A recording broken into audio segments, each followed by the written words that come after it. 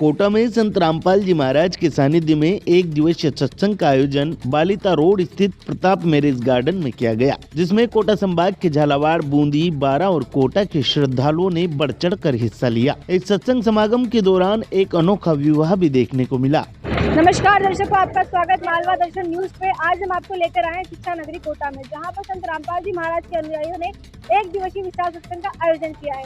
जिस प्रकार आप मेरे पीछे देख सकते हैं, यहाँ काफी बड़ा पोस्टर लगा हुआ है, जिस पर एक दिवसीय विशाल सत्संग की जानकारी दी गई है कि यहाँ पर निःशुल्क नामदान शिविर में सभी लोगों को सपरिवार आमंत्रित किया गया है। जिस प्रकार हम यहाँ से अंदर चलते हैं तो यहाँ पर काफी सारे पोस्टर्स यहाँ पर लगे हुए हैं। कई सारी तस्वीरों से ये जो प्रांगण है वो सजाया गया है।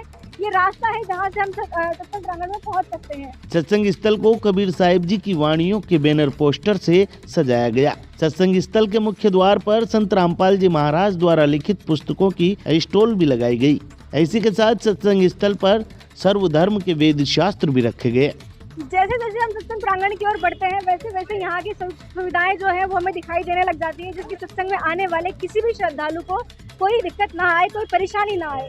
जैसे हम आगे बढ़ते हैं उसमें यहाँ पर हमें संत रामपाल जी महाराज की तस्वीरें जो है वो दिखाई देती है, और यहाँ पर कई सारी जो पोस्टर्स हैं वो यहाँ पर रखे हुए हैं, ताकि जो भी भक्तजन उनको ले जाना चाहे यहाँ से उससे आसानी से उपलब्ध करवा सकते हैं।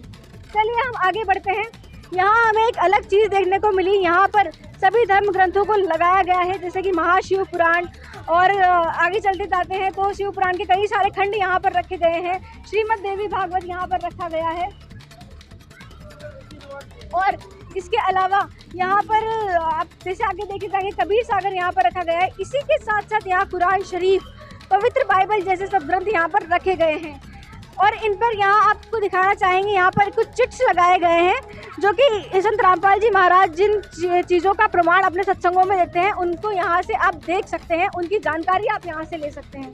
यहाँ पर इन्हीं धर्म ग्रंथों के साथ साथ हमारे पवित्र वेद, 4 वेद भी यहाँ पर रखे गए हैं। सत्संग में आए श्रद्धालुओं के लिए संत रामपाल जी महाराज द्वारा निःशुल्क नाम दीक्षा का आयोजन भी रखा गया, जहाँ पर कई लोगों ने सत्संग के दौरान संत रामपाल जी महाराज के ज्ञान को समझकर संत जी से निःशुल्क नाम दीक्षा ली और जीवन में कभी कोई बुराई न करने का संकल्प लिया। यहाँ पर ये गुड़िया नामदान सेवादार की एक तख्ती लेकर खड़ी है, इसे जानते हैं इसका क्या मतलब है? नमस्कार सत्साई। ये जो नामदान सेवादार का आप यहाँ पर तख्ता लेकर खड़े, उसका क्या मतलब है? इसका ये मतलब है कि जो भी संत रामपाल जी महाराज का ज्ञान समझे और उनसे नाम दीक्षा ले। नाम दीक्षा का कोई चार्ज नहीं है, बस फ्री है। तो ये एक जरिया है संत रामपाल जी महाराज का जुड़ने का। हाँ जी, धन्यवाद। जिस प्रकार आपने देखा कि संत रामपाल जी महाराज से जुड़ने के लिए भी यहाँ पर कोई फीस नहीं ली जा रही है, कोई यहाँ पर उसका चार्ज नहीं है, बिल्कुल फ्री में आप संत रामपाल जी महाराज से जुड़ सकते हैं। ये एक अनोखी बात यहाँ पर हमें पता चली है। शास्त्रों में वर्णित विधि के अनुसार सत्संग स्थल पर दंडवत प्रणाम स्थल भी बनाया गया। कहा जाता है कि दंडवत प्रणाम अष्टांग से किया जाता है और इसी प्रणाम की विधि वेद शास्त्रों में वर्णित है। अब हम आपको लेकर आए हैं सत्संग प्रांगण के प्रणाम स्थल पर, जहाँ पर आप देख पा रहे हैं कि पूरा अष्टांग से लेटकर यहाँ प्रणाम किया जा रहा है। ये श्रद्धालु जनों की श्रद्धा को और निष्ठा को यहाँ पर पूर्ण रूप से दर्शाता है। ये अष्टांग जो दंडवत प्रणाम है, इसको शास्त्रों में भी काफी उचित माना गया है। इसी दौरान संत रामपाल जी महाराज ने LED प्रोजेक्टर के माध्यम से श्रद्धालुओं को सत्संग सुनाया। सत्संग में अपार जनसमूह देखने को मिला। सत्संग स्थल पर पुरुषों के लिए अलग से बैठने की व्यवस्था की गई, तो महिलाओं के लिए अलग से बैठने की व्यवस्था की गई, जहां खुले आसमान के नीचे श्रद्धालुओं ने शांतिपूर्ण बैठकर सत्संग सुना। चलिए अब हम पहुंच चुके हैं सत्संग मेन प्रांगण में, जहां पर LED के माध्यम से संत रामपाल जी महाराज का सत्संग दिखाया जा रहा है। इसी सत्संग के लिए यहाँ पर संत रामपाल जी महाराज के अनुयायियों ने एक तरफ पुरुषों के लिए बैठने की व्यवस्था की गई है, जहाँ पर पुरुष और भाई जो हैं वो आराम से बैठकर सत्संग सुन सकते हैं। वहीं दूसरी तरफ हम देख सकते हैं कि एक तरफ महिलाओं के लिए भी यहाँ व्यवस्था की गई है, ताकि किसी महिला या बहन को कोई परेशानी ना हो।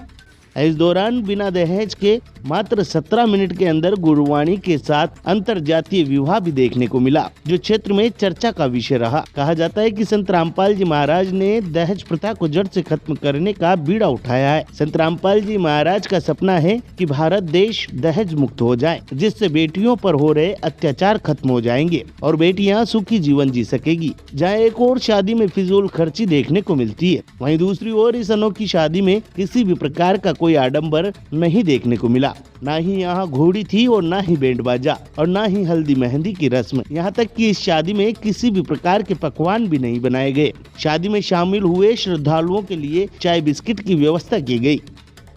चलिए हमारे साथ एक संत रामपाल जी महाराज के अनुयायी यहाँ पर जुड़े हुए हैं, उनसे बात करते हैं। Hello ma'am. सर जी, आप हमें ये बताइए कि आज सत्संग में यहाँ पर किस किस तरह के प्रोग्राम होने वाले हैं? हाँ मैं सर जी, यहाँ पे एक दिवसीय सत्संग समागम का आयोजन किया जा रहा है जो कि संत रामपाल जी महाराज जी के सानिध्य में, और यहाँ पे जो है ना मतलब दहेज मुक्त विवाह का भी आयोजन किया जा रहा है, जिसमें मतलब बिल्कुल कोई आडंबर नहीं है भाई, आडंबर नहीं है, बिल्कुल दहेज मुक्त है।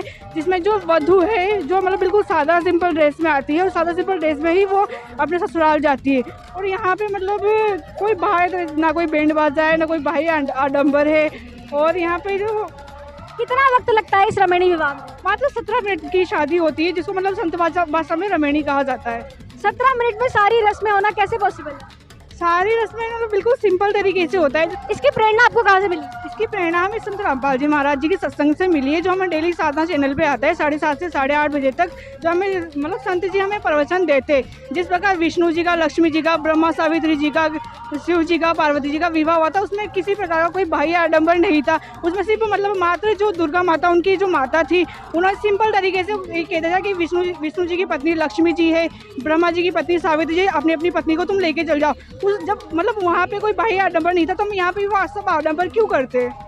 सत्संग स्थल मंडप बन गया और श्रद्धालु बाराती, और देखते ही देखते गुरुवाणी के साथ मात्र 17 मिनट में शादी संपन्न हो गई। देखा कि संत रामपाल जी महाराज किस प्रकार समाज में एक नई सोच का उजागर कर रहे हैं, नई सोच को बढ़ावा दे रहे हैं। जहाँ हमारा भारत समाज आज दहेज के गर्भ में जाता जा रहा है, वही संत रामपाल जी महाराज ने दहेज मुक्त भारत बनाने का बीड़ा उठाया है। और भी कई चीजें हैं जो नई विचारधारा संत रामपाल जी महाराज समाज को दे रहे हैं। धन्यवाद। जय श्री कृष्ण, जय